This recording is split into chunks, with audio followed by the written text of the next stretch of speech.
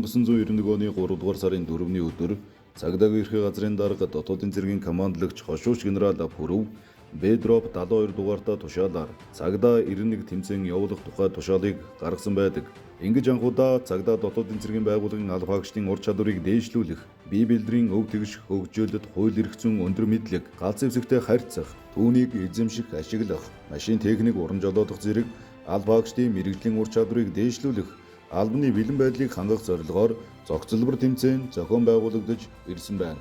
Цагдаа тэмцээн жил болгон явдаг. Энэ бол маш их үлддэг учраас өөрийг биелүүлэх албаны чадвар бэлтгэл мэдтгэл өндөр байсан гэж, харьцангуй өндөр түвшинд байсан гэж